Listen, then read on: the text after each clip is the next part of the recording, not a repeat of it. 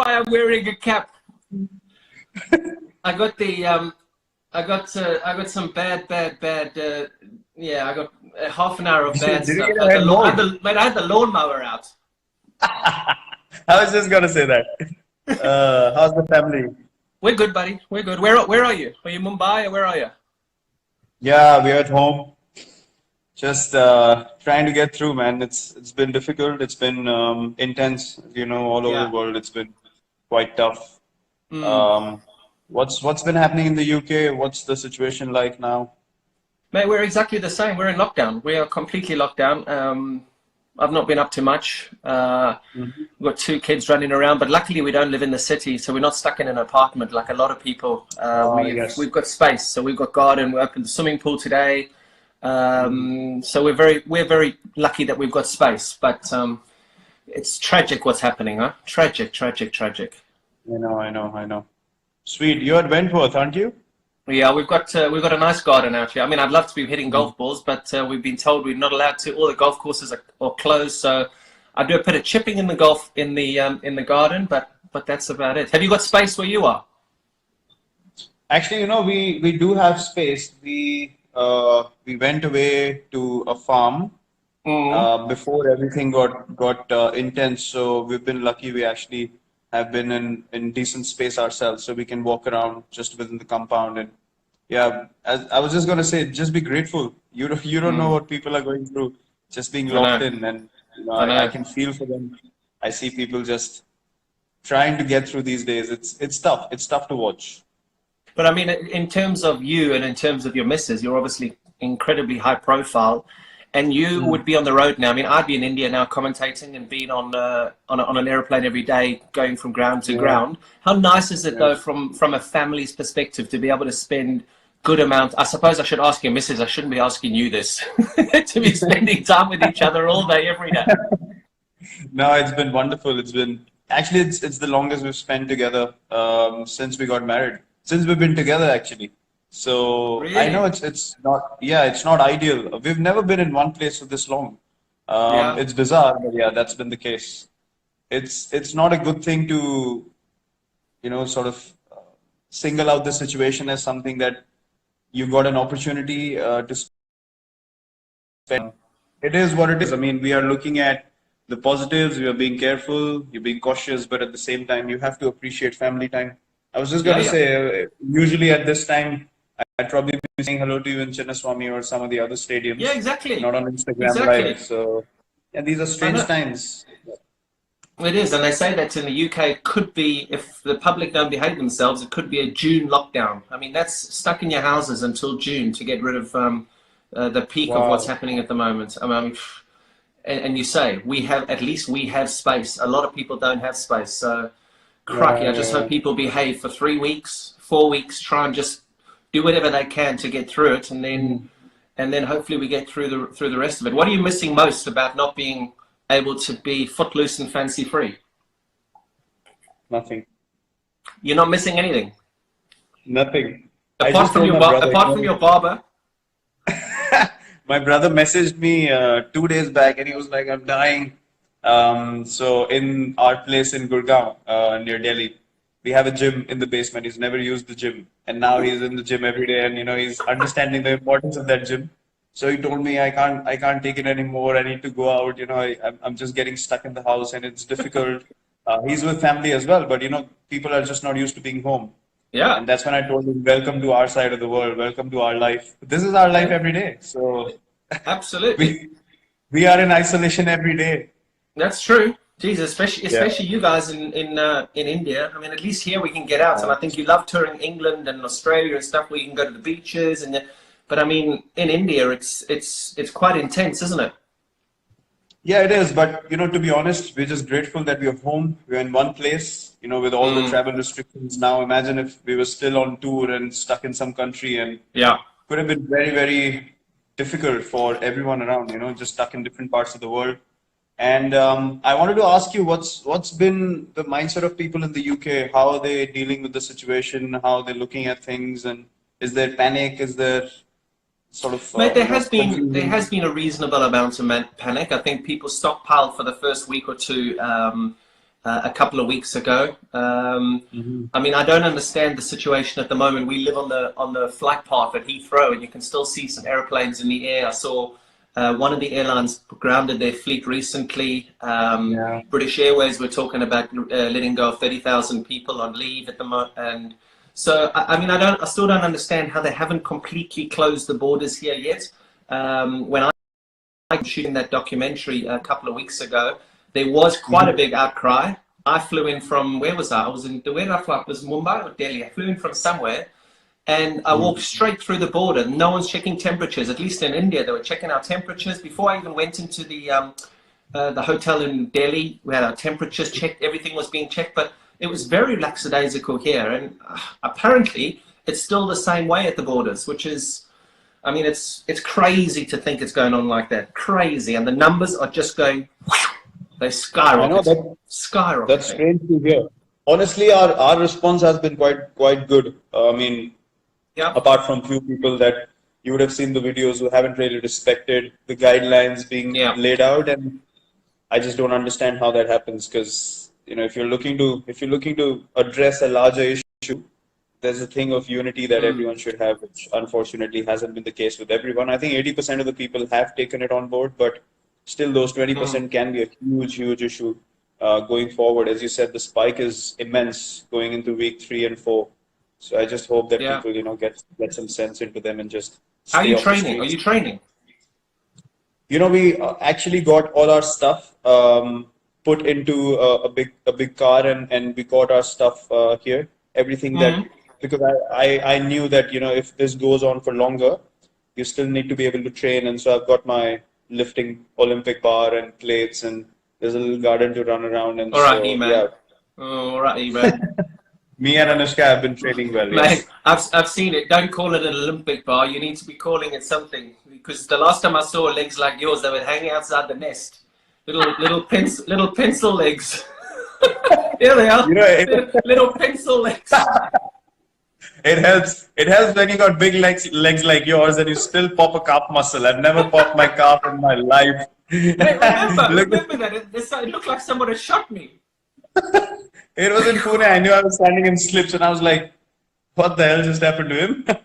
So no use of big legs if you can't run. I'm sorry. This is very true. And what I'm actually going to say now, leave it. Guys, me and Virat are having a conversation here, and I know that there's a lot of people are very interested in this interview. We're just talking as friends. We're talking as buddies, and we're going to go back to 2009 now. We're going to talk about Bangalore, and we're going to have some fun. This is just Virat and I having some fun. This is not for any journalist to take this on one way or another way and to create ridiculous headlines. So please, if you're going to do that, then it's obviously going to finish off any conversations between people who just want to give normal fans some content. So just please take the conversation. Okay, hold on. Don't worry about this big lecture, because no one's heard you. This is going to go off anyway, so just carry on. Okay, I tried. Yeah, that's good. Listen, RCB. Yeah, go on. Talk to me about the bloke in the middle of the picture that I posted this morning on Instagram. There was a guy that I posted in between, that guy that's perfect and pure and has the most amazing beard, compared to this guy in 2009. Well, I don't recognize him anymore, to be honest. I do. I know you do. Yeah, I know. Good old days, but we had a lot of fun. We had amazing times together. I think right from 2008. You came in 2009, didn't you? Yeah, 2009 was, I think, that was my first season, yeah. Yeah, 9 and 10 you were with us. Yeah, 2009 is when we really sort of got it going. We really hit off well from day one, and yeah, they were good times. I mean, you obviously came in as the star player, like the big KP, and this all over South Africa, brew, bloody hell. Yeah, but it was fun. I remember all those days and playing with Jock and Dale and Mark Boucher as well. And we had Rahul in our team. We had Anil Kumble in Kumble, the team. Rahul Dravid, Robin. Dale Steyn. We had a gun team. Yeah. Manish came on board. Manish Pandey got a century in that season. Remember, he got a century there at Centurion Park. Yep. You What know were you what's the learning? most... What you were remember learning? Jesse Ryder and Rule of Van der Merwe? I forgot about those two. Jeez. You We cannot won't tell forget the story about both of Rudolph. them in that season. They were the highlight of that whole season. How can you forget both of them? That's true. They were bad news. They were bad news together. Justice. That were a real fun him over. You gave him anything that looked like a bottle of wine, and he just turned into somebody who was. Oh my goodness! It was. I mean, the yeah, kind that of things was he's funny. done, I can't really talk about them. Every single time I get asked a question about you, I always refer to the questions, even though you were a bit of a. In 2009, you always sat next to the right players who you wanted to learn from the most. You had a very inquisitive brain when you were sitting next to the Callises, the Kumblays, the Dravi. You just wanted to learn, didn't you? You just wanted to be the best player.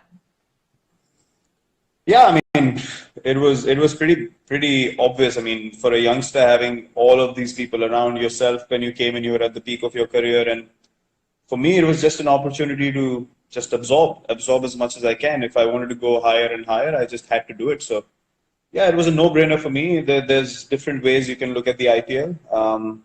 Nowadays, there are a lot of youngsters who still ask those questions. I'm not sure of the other teams, but the people that we interact with, the guys in the Indian team, they ask those questions, which are, the right questions. So, yeah, it's basically how you look at things, and I always wanted to just be the best version of myself, and learning from you guys was a no-brainer. Did you think that you would become as good as you'd become? Never. I was just talking to my coach the other day, 2 days ago. If someone told me 12 years ago you'll have these numbers after 12 years, I would have told them to get lost. No chance. That's amazing, huh? I mean, just God's been kind. If your mind's in the right place, if you're thinking about the right thing, you have the right kind of vision, and to keep following regardless of all the noise around you, the results follow. If you look at the numbers and keep striving for the numbers, that goes down, everything is lost. So what are you striving? What do you strive for now? Every time you come out and bat, whether it be for RCB or for India, what are you're just thinking? End game is to win, and how do I win this game? You're not thinking about anything. There's no other clutter. Not at all. Not at all. For me, the most important thing is how can I contribute to make my team win? Because that is what we started playing cricket for, when we were really, very small. So I don't think why that intent should change, why that mindset should change. It hasn't honestly changed with me. There's a lot of things that people try and create in India. They try and, cook things up, stir things up. You have experienced that a lot when you were playing as well. So it's basically, you just have to block the noise. And whenever I go to bat now, I understand that cricket is a small part of our lives, and I need to be able to make the most of the opportunity that I have in front of me. And I have a larger responsibility now, to be able to maintain this culture of fitness, of taking the team in the right direction. And I mean, you just have to be grateful that you have this opportunity, and you just need to make sure all your energy is in the right place to be able to do that. Where did your nickname Chiku come from? Chiku actually came from, MS has sort of made my nickname famous from behind the stumps. In the stump mics people pick up. They call me Chiku actually like I'm their neighbor or something like that in India. They'll shout out, "Oh, Chiku, once photo, please." And I'm like, I have a name. You don't know me, but you can't call me Chiku. Jesus, so when this all finishes, you're going to walk down the street, Chiku! Yeah, I get called out by the name of Chiku all the time. No one calls me Virat anymore. Either Kohli or Chiku. That's it. It's amazing. Now I come to India and they all call me Peter. I'm saying, who the fuck's Peter? Peter! Peter! Peter! Who's Peter? No, I got this nickname by a coach we had in the state team, actually the Ranji Trophy, our first class teams. And I used to have big cheeks back then. And I had in 2000. Sorry. You used to have what? Big cheeks. Big cheeks. Cheeks, yeah. Thank you. Thanks for clarifying. I didn't hear you correctly. I had big cheeks back then. In Dig it. 2007, I thought I'm losing hair. My hair's shedding. I'm having a massive hair fall. So I got my hair cut really short, like yours now. I look like a clown, and I have big ears. So my my cheeks stood out and my ears stood out. And so we used to have this comic in India, like a comic book when we were growing up, Yeah. called Champak. It was called Champak, Yeah. and there was a rabbit in that comic. Yeah. That character's name was Chiku. So the coach called me Chiku the rabbit because I had big ears. Came from, and then people started taking it up, and it went up to God knows where. Brilliant. Brilliant. And Mm. tell me, RCB, a lot of people, since this thing went out, I've had such a busy phone in the last 24 hours. I mean, it's crazy. Why? And one of the big things was they want to ask, why have RCB not won a title yet? I mean, we get asked it all the time. We have to try and explain it in the commentary box. It's like, oh my God, geez, just stop asking the same question. Do you get sick of the same Actually, questions? look, when you have in like history in the previous seasons as well, when you've had the biggest players who played for RCB, obviously there's going to be much more attention on the team. Now you see, even with this team, myself, AB, Gale had played recently as well, and Yeah. all these great big players have played for RCB. So we're always going to be more in focus. But we actually spoke about it. We've reached 3 finals. We haven't won either single one of them. We've reached 3 semifinals. But yeah, those things are irrelevant. Those things are irrelevant as till the time you don't win that title. So look, we feel the same as everyone, to be honest. We keep talking about winning the team that we have. Even when we've had the best teams, we've just not been able to do it. But yeah, that's one of our main goals. We actually deserve to win a title, to be honest, because Is that something that you are focused on now? We'll move on to Indian cricket in a minute, but is that something that, I mean, you've achieved almost every single thing in the game. Your numbers are crazy. Do you really want to win an IPL?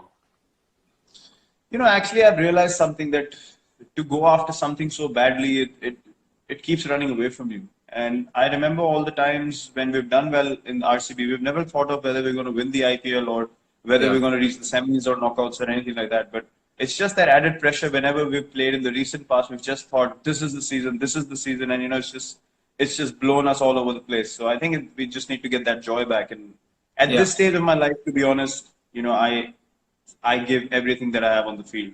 How old are you now? Like I'm going to be 32 this year. 32? Yes, sir. Jesus. Okay. No, I wouldn't have guessed that. Oh, I would have get 38, 39, somewhere around there. 32, 31. I'm 88 born, so how old am I now?